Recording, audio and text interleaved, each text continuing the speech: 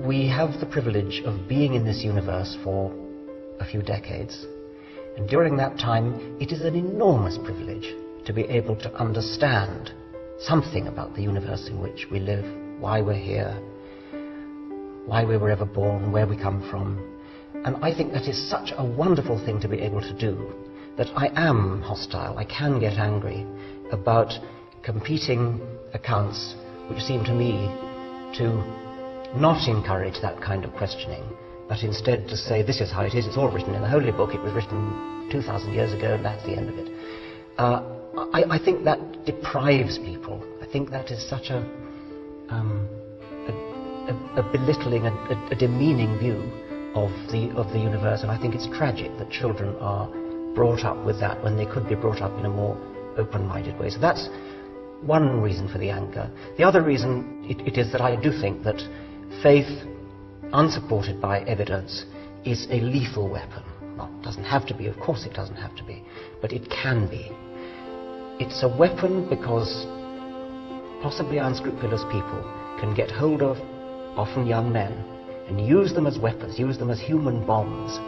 The only reason they can be deployed as human bombs is that they have been brought up from childhood onwards to believe implicitly, without question, that whatever the particular religion is, the details don't matter.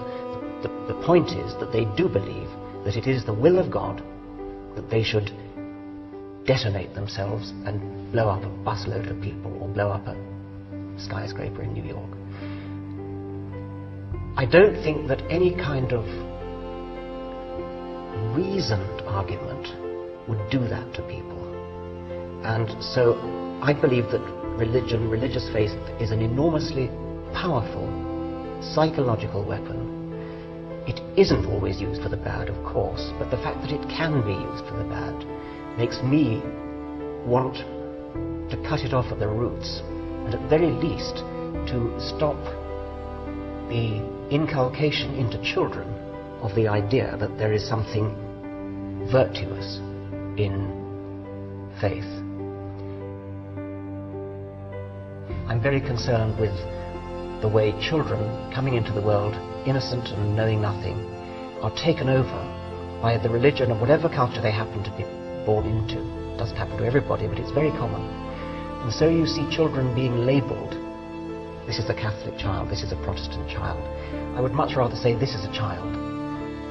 Perhaps you could say this is a child of Catholic parents, or this is a child of Protestant parents. But to tie a label around a tiny child, this is a Catholic child, when the child is clearly too young to know what it thinks about the transubstantiation, or whatever it is that differentiates Catholics from Protestants.